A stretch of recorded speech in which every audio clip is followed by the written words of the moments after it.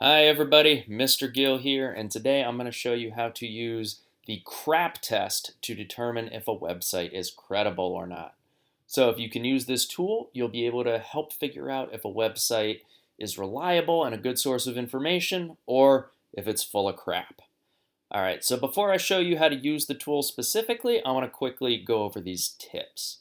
So the first thing to know is there is no final good website or bad website measurement. It's kind of up for you to decide for yourself. So based on what your answers are, at the end of the day, it's up to you to decide whether to use a website or not. Another thing is you don't need to answer every question.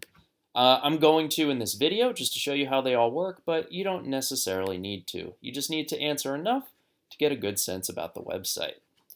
You'll also see a few of these questions that have this red flag icon. This red flag icon tells you that these are really important criteria.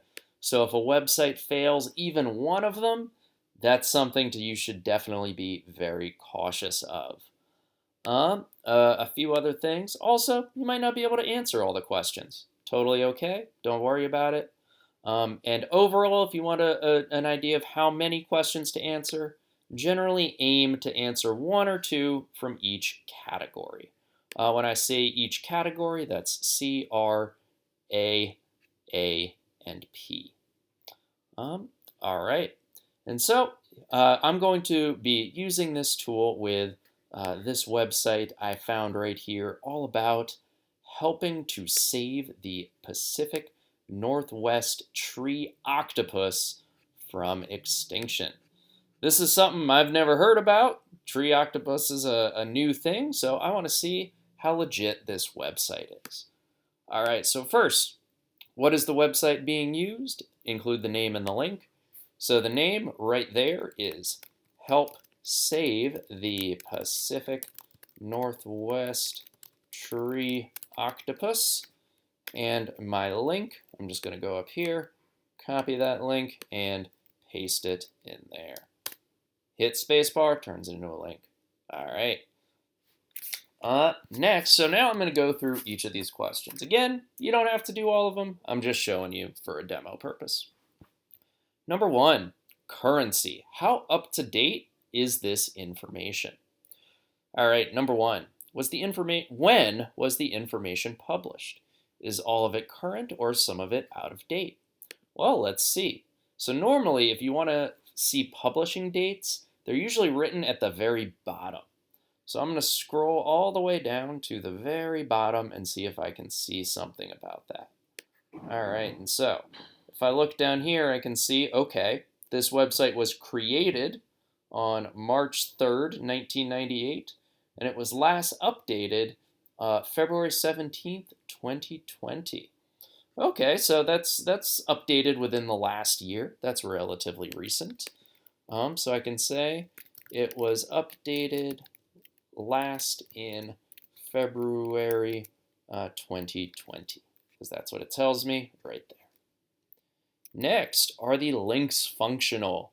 And this is a red flag. If links are broken, that's a good sign your website is out of date. So let's see. Oh, right here I got some links. And I'll click on, I don't know, I'll just pick one, the cephalopod page. If I click that, oh, that works just fine. Okay, so are my links functional? Yes, they work. If you click a link and it gives you like an error or goes to like a broken website, then your links are broken. Okay, so currency seems to check out. Next one, relevance. The importance of the information for your needs. So normally you'd be doing research to answer a specific question. That's where that would kind of come in, is like, does this website answer your specific question or not? However, for me, I'm just checking the website to see if it's legit. So for me, does the website or does the information relate to your topic to answer your question? I'm just going to skip this one because it doesn't really apply right now. Who is the intended audience? So for this one, you kind of got to think about, who does it seem like it's being written for? So if I just read a little bit of like this first paragraph, I see it's talking about Oh, that it can be found in temperate rainforests, so that's our climate stuff. These are solitary cephalopods, talking about the size, um, relates to the aquatic environment. Okay, so to me, it seems like this audience, it's kind of like teaching me about what this thing is. So for me, it seems like the intended audience is anybody. So I'm just going to say anybody. Some other things that you might see, like other variations, some articles are written for scientists, some are written for parents. Like, it depends on the article. This kind of seems like anybody. All right, is the information at an appropriate level, i.e. not too elementary or advanced? So again, this is more for you personally. If the level of it doesn't really fit what you're looking for, there you can kind of see like, oh, this is too simple or this is too complex. For me, I can understand all this. It makes sense to me personally, so I think it's fine. No big deal there. Lastly, have you looked at a variety of sources before determining this is the one you will use? So at the moment, this is the only website I've looked at about this tree octopus. So at this point, I would say, is this the only one I've used? This is the only one I've looked at. So at the moment, that would give me a red flag because I haven't looked at any other sources yet. So I'm going to come back to that. All right, next, authority, source of the information. This one and accuracy are probably the two most important. All right, first, who is the organization publishing this article? So that I would look at as, okay, what is this company? That you can usually see in the top left corner. They'll usually have like a logo or a name. So I can see this is coming from ZPI, which if I put my mouse over, it says Zapato Productions Intradimensional. Okay, that's kind of weird. I'm gonna explore that a little bit more. So I'm gonna click on that link. Okay, this is what this website is. Zapato Productions Intradimensional. Your source for conspiracies and other diversions, serving the paranoid since 1997. Well, I'm not sure what that all means, but it definitely doesn't sound scientific. So for who is the organization, I'm going to say Zapato Productions. And just they do not seem to be scientific. And that definitely is a big red flag. No scientists involved. I am already very suspicious. All right, let's go back. Next one. What are the author's qualifications to write about this topic? Sometimes you might not see an author at all, but again, if you see an author, it's usually at the bottom. So I'm going to scroll down, look for anything about my author. The author of this article and subsections is Lyle Zapato. I don't know who that is, so I'm going to give him a quick Google. I'm going to add in here, Lyle Zapato is the author. Who is that guy? Let's check it out. Lyle Zapato. Who is Lyle Zapato? Oh, and this is going back to that publisher. So the same website. This is telling about the author. Oh, woo. Lots of aliases. Residence redacted. Let's see. He is an arch nemesis. I'm not really sure what all this means, but he is definitely not a scientist. So I can say Lyle Zapato, definitely not a scientist. His bio looks real sketchy. I don't really know how to describe this other than looks kind of sketchy and definitely or not serious. So I could say it looks real sketchy or is a joke. This might be satire, might be a joke, but definitely not a scientist. All right. Is there contact information, such as a publisher email or email address? I don't see any right here, so I'm just going to say no. I don't see anything for that. Next, does the URL reveal anything about the author or source? So, this is basically what comes at the end of the website. So depending on how it ends, some signs like edu or gov are usually high quality. Others like .com or .net could be a big mixture. Since this is a .net, that means could be low quality. It is .net, so it could be low quality. Alrighty. Next up, probably the other most important one, accuracy.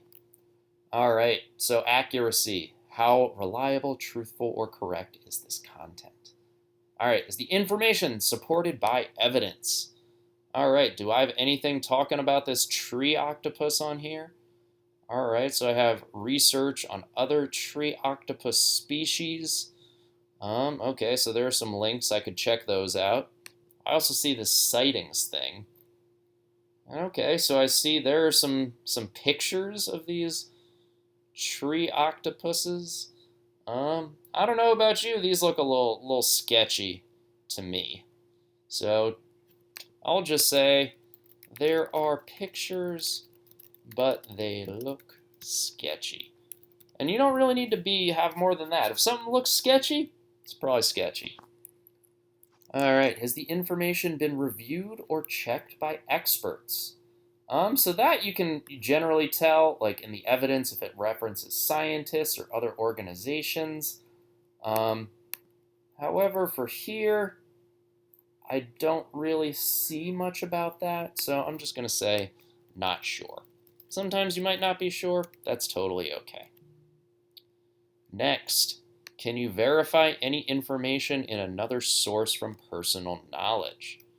So I'm just going to look up if anyone else is saying anything about these Pacific Northwest tree octopuses. So I'm just going to go to Google. I'm going to type in Pacific Northwest tree octopus, and I'm going to search. And let's see. Okay, that's the website I was just looking at. All right, Wikipedia. Wikipedia says the Pacific Northwest tree octopus is an internet hoax. Okay, let's keep looking. A local government website says it is an internet hoax created by Lyle Zapato. Okay, and one more, Snopes. The claim that there is a Pacific Northwest tree octopus, it is false. So that is a huge, huge red flag. Other sources say this website has false information and is an internet hoax. Also, if you don't know that word hoax, that just means like a prank, basically. All right. Does the language or tone seem to be biased and free of emotion? So that's basically saying like a science article should be fairly neutral and fact-based. So for me, in reading this seems like a fairly neutral tone. So that's actually fine. Tone seems neutral and factual. Again, that's just the tone, not the content. And are there any spelling, grammar, or typographical errors? Not that I could see. All right, purpose. Last one, almost there.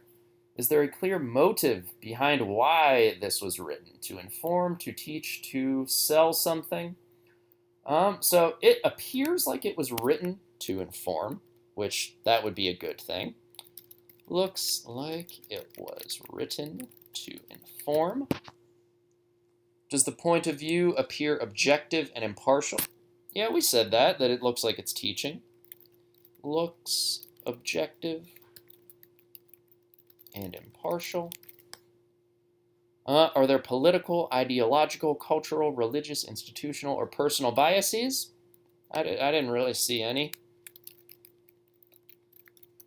And that's fine.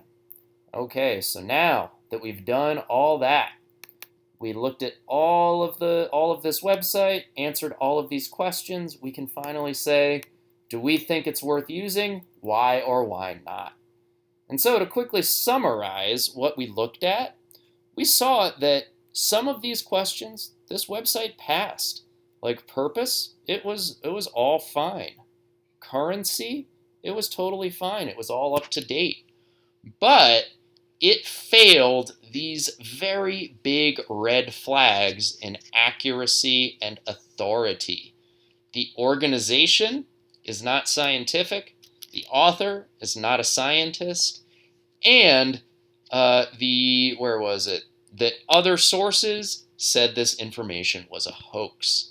So at the end of the day, it doesn't matter that it passed this and passed this. The fact that it failed these three big red flags tells me it is not credible. So do I think it is worth using? No. This website